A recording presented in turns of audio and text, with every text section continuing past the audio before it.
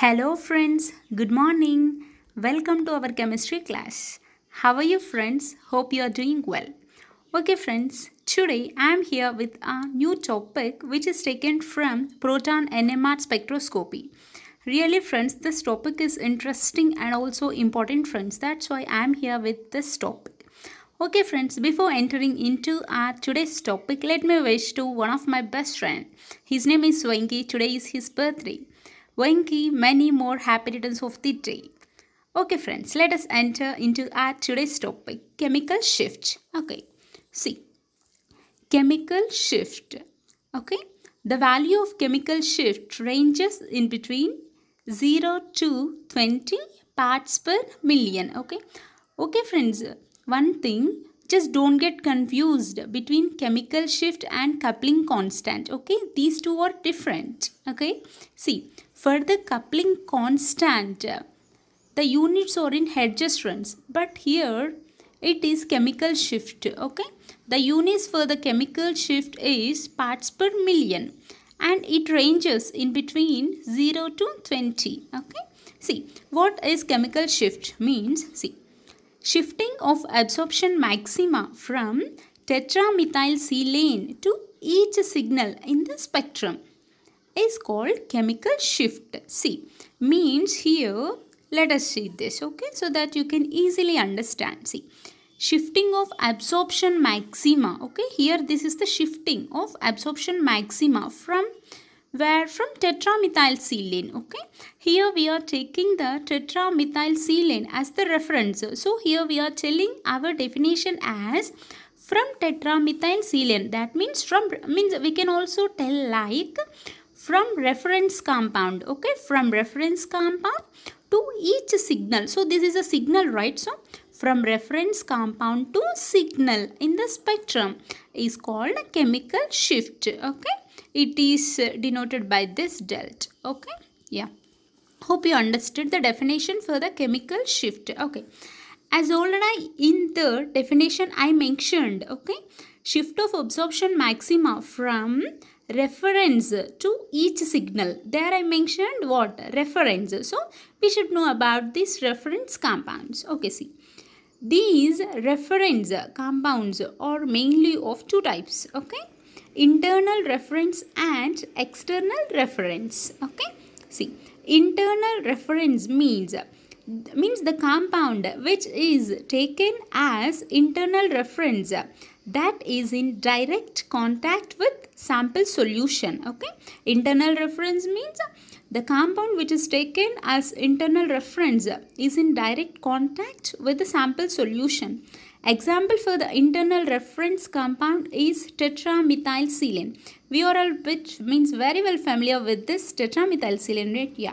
The chemical shift value of tetramethylsilane is what, friends? See, here I have already mentioned, right? Yeah. So the chemical shift value of tetramethylsilane is 0. Okay. Next, see. Before entering into this, I want to tell a few points about this tetramethylsilane. Okay, see friends, if we observe, see here we have the carbon and silicon.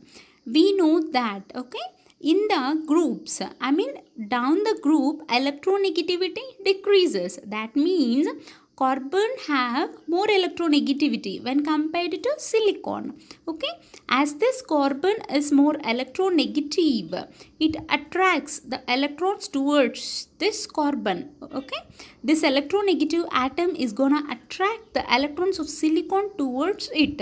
So what happened, friends? The electron density on the carbon get increases. Okay, see, silicon is less electronegative. So what happens? The flow of electrons from silicon to carbon increases.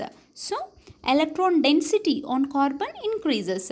And finally, the precessional frequency decreases. Okay, try to remember these 3 points, friends. These 3 points are really important. That's why I have mentioned here. Okay, hope you understood about our internal reference compound tetramethylsilane. Okay, next, let us enter into external reference compound. Okay, external reference compound means the compound which is taken as external reference. Okay, of course that is also having the contact with the sample solution, friends, but Here it have the indirect contact. This point is very important. Okay, internal reference means it is having the direct contact with the sample solution. Okay, but here it have the indirect contact with the sample solution. Okay, example for the internal reference compound is tetramethylsilane. Example for the external reference compound is 3-trimethylsilyl propane sulfonic acid salts. Okay, see, trimethyl, okay, trimethyl silyl propane sulfonic acid salts. Okay, hope you understood. Yeah, next, see friends, okay, this is an important point, try to remember. Okay, see, carbohydrates means for carbohydrates, proteins and nucleic acids.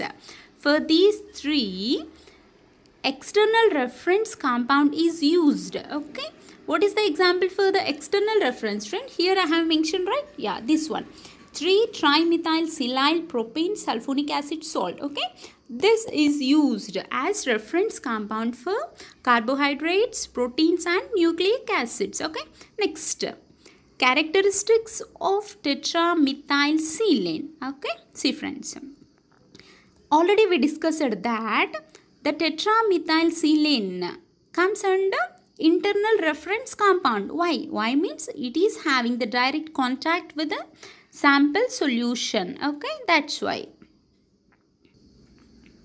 Next, this tetramethylsilane have low boiling point, that is 27 degrees centigrades. Okay, as it is having the low boiling point, it can be easily removed from sample solution. Okay, this is the second characteristic feature of tetramethylsilane. Next, it is chemically inert. Okay, this is the chemically inert. Next, it is soluble in organic solvents. Okay, now here you may get doubt. See, here these means for these carbohydrates, proteins and nucleic acids, we are not using tetramethylsilane. Why friends? See, why means here I have mentioned, right, that tetramethylsilane is soluble in organic solvents, but here we have the carbohydrates, proteins and nucleic acids. Okay, these are polar. Okay, these are polar, that means these are soluble in water. So here we should not use tetramethylsilane. Here we should use external reference compound, that is 3-trimethylsilyl propane sulfonic acid salts. Okay, hope you understood this point. Yeah, next, okay, this is very important friends. Okay, try to remember. Of course, in our future exams we may gonna come across through these types of problems. Okay, have a look at this. See, first, tau is equal to 10 minus chemical shift. Okay, in order to find the tau value we should use this. Okay, that is 10 minus chemical shift. Okay, in order to find the tau value, first we should be able to find the chemical shift values. Okay, see, in order to find the chemical shift value we should use this. Okay, you should use this formula. See, what is this mean? See, frequency of sample minus frequency of tetramethylsilane. Tetramethylsilane, it is the reference compound. Okay, so frequency of sample minus frequency of tetramethylsilane by frequency of the instrument. Okay, in order to calculate the chemical shift value, it is very important for us to remember this.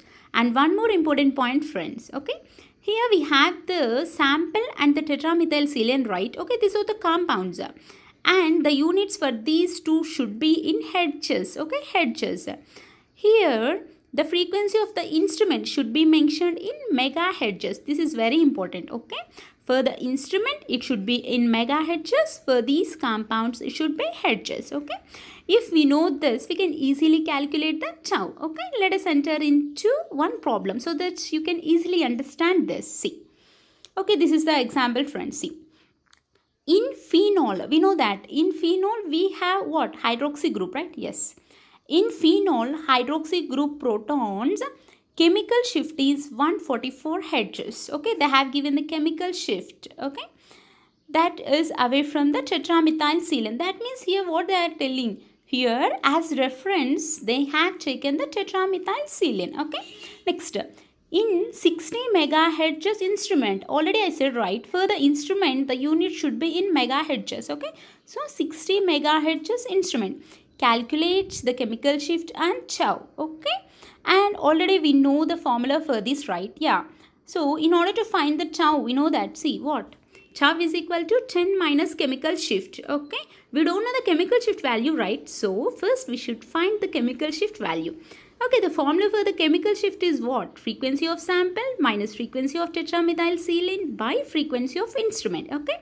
And here they have given the frequency of sample, right? Yeah, they have given 144 Hz. So 144 minus next frequency of tetramethylserine, it's 0, right? We are familiar with this, yeah, because this is the reference compound and the value of this is 0. So 144 minus 0 by frequency of instrument. Okay, in megahertz they have given, right? Yeah, 60. So 144 minus 0 by 60, here we will get 2.4. So here we have found the chemical shift. Now we can easily find the value of tau. So tau is equal to 10 minus chemical shift. Okay, that is 10 minus, what is the chemical shift value? 2.4. So 10 minus 2.4 is equal to 7.6.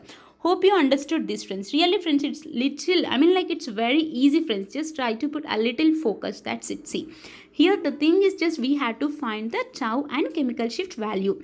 See, the formula for the tau is 10 minus chemical shift. Okay. So, in order to find the tau, first we should find the chemical shift value, right? Yeah. So, this is the formula for the chemical shift, okay?